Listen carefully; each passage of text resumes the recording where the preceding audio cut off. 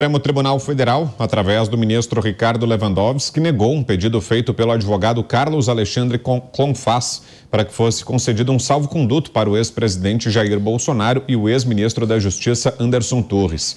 Tanto Bolsonaro quanto Torres estão incluídos em um inquérito que investiga as invasões realizadas no último dia 8 de janeiro em Brasília.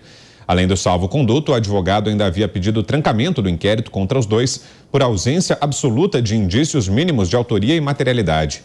Na decisão, Lewandowski disse que Carlos Alexandre não tem autorização para representar Bolsonaro e Torres, pois ambos já possuem advogados constituídos em inquéritos na corte. Mas com você, Kobayashi, que achou do pedido e da decisão do ministro Lewandowski? Esse é um caso muito interessante, para a gente entender, porque, em regra geral, o habeas corpus ele não precisa de autorização do paciente, que é o beneficiário, da pessoa que vai se beneficiar por alguma decisão nesse habeas corpus, em regra geral. Mas já há alguns anos a gente tem visto algumas pessoas oportunistas ou por alguns outros interesses impetrando habeas corpus em casos de grande repercussão. Isso começou, pelo menos de maneira amplamente divulgada, no caso, por exemplo, do goleiro Bruno, em que alguns estudantes começaram a impetrar habeas corpus em favor do goleiro Bruno. Talvez pela repercussão, pela mídia, por se tornar conhecido ou pelo interesse mesmo de preservar algum tipo de direito. Mas, na ocasião, o ministro-presidente do Supremo Tribunal Federal era o ministro César Peluso, um excelente ministro que foi, ele optou naquela ocasião por intimar o goleiro Bruno, seus advogados, se eles tinham interesse no julgamento desse habeas corpus, e a resposta foi negativa, de que eles não tinham interesse. Então, aquele pedido de habeas corpus foi imediatamente arquivado, sem sequer apreciação, sem deferimento ou não, sem concessão ou não da liminar que estava sendo pedido. E a partir dali, isso começou a ser muito comum em casos de grande repercussão, inclusive com o próprio presidente Lula quando estava preso, ou quando estava em vias de ser preso na Operação Lava Jato. Muitos foram os habeas corpus impetrados em favor dele. E em todas essas ocasiões, por ser um caso de grande repercussão, o Supremo Tribunal Federal começou a intimar os advogados do Lula para que eles dissessem se havia ou não interesse. Isso é plenamente plausível, Isso faz todo sentido, porque se você está sendo investigado ou processado, ou às vezes nem está sendo investigado, você tem que manifestar o seu interesse de que alguém te represente, porque vai saber a qualidade desse habeas corpus, vai saber se está usando a estratégia jurídica correta, se está bem redigido ou não, se está de acordo com as normas gerais do direito, enfim. Então a gente precisa deixar muito claro, nesses casos de grande repercussão, o presidente da República, ou o ex-presidente da República, Jair Bolsonaro, precisa atuar com os seus advogados. Não vai ser por falta de advogado que ele não vai ter defesa. Então fez muito bem o ministro Lewandowski em negar não o salvo-conduto, mas em não conhecer, em não apreciar, em desconsiderar a existência desse habeas corpus. De acordo, Pavinato? Eu estou de acordo, mas em termos diferentes. Eu concordo no mérito, mas não nas razões. É o seguinte, tem um cara muito fera do lobby nos Estados Unidos, polêmico, acusado de crimes, mas é um sujeito polêmico, o Roger Stone. Roger Stone, ele trabalhou na campanha do Nixon, ele criou a campanha do Ronald Reagan, ele criou o Donald Trump político, ele que criou o slogan Make America Great Again para a campanha do Reagan e que foi repetida no Trump. Roger Stone ele tem uma chamada doutrina Roger Stone, que é o seguinte: é melhor ser infame do que nunca ter fama. Com essa questão da rede social e da necessidade de se noticiar tudo, uma vez que o habeas corpus pode ser feito por mim, em prol de uma pessoa que eu nem conheço, eu posso fazer. Quando as pessoas são famosas, isso vai me dar notoriedade. Então a gente vê a proliferação disso. Ele pode fazer, podia pedir? Claro que pode. A lei garante, então eu faço. Bom, ele fez, mas ele pediu habeas corpus para salvo-conduto tanto do Anderson Torres quanto do Bolsonaro. O Anderson Torres já tinha prisão decretada, então salvo-conduto não rola, é habeas corpus só. presidente Bolsonaro não está preso, vai ser investigado, mas então o caso é o salvo-conduto.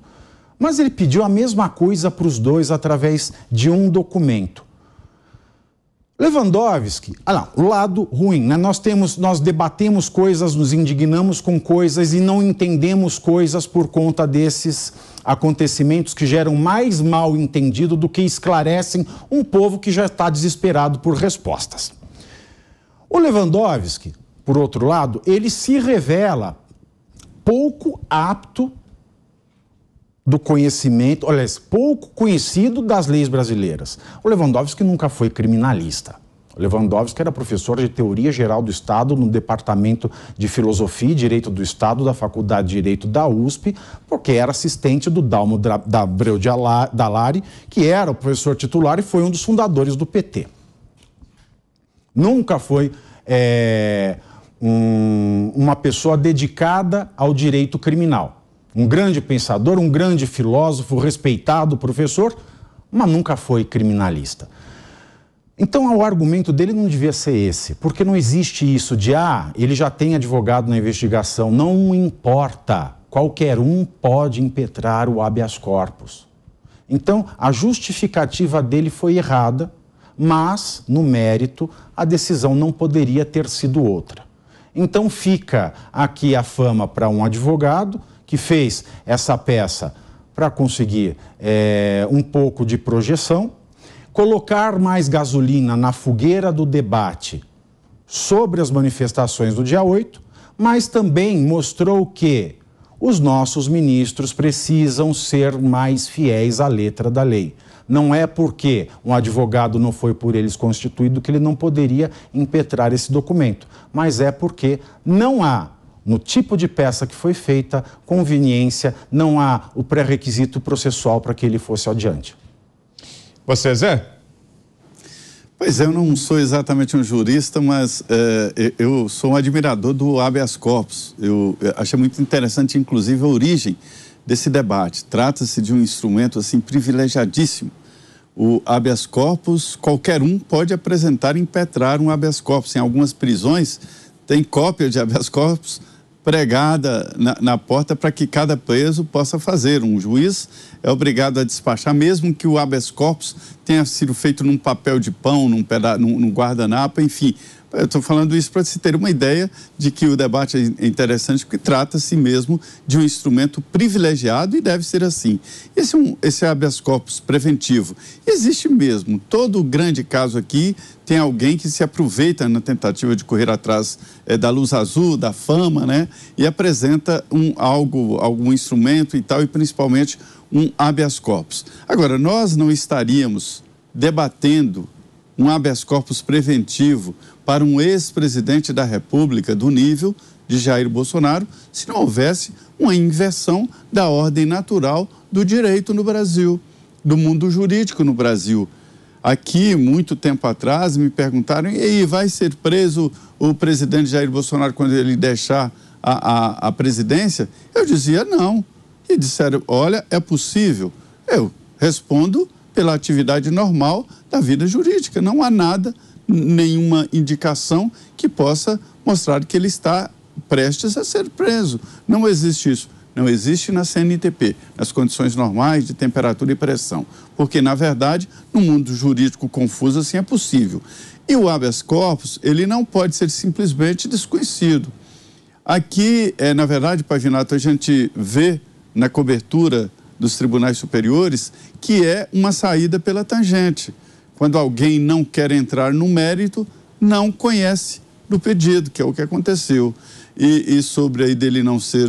Ninguém no Supremo é juiz e não há uma capacitação do Supremo para se envolver em julgamentos penais. Eu senti isso no acompanhamento já no mensalão. O Supremo parou para julgar o mensalão. E aí, o Supremo deixou de julgar outros processos próprios do Supremo Tribunal Federal para entrar na seara penal. Mas o ministro Ricardo Lewandowski tem um gabinete, e o gabinete é formado de juízes auxiliares competentes e que poderiam muito bem fazer um julgamento penal, porque são juízes que estão ali exatamente para auxiliar, é do gabinete do ministro. Não sejamos ingênuos, o ministro não faz um julgamento. Ele não tem tempo, ele fica na sessão, lendo e ouvindo os colegas, participa de lançamento de livro, de solenidades, mas para isso existe o gabinete e a assinatura e a responsabilidade final é do ministro. Mas o gabinete é que resolve essas questões. Portanto, trata-se de uma decisão, na minha opinião, política dele. Olha, não vou conhecer desse pedido de habeas corpus, mas eu desconfio que habeas corpus tem que ser conhecido e julgado.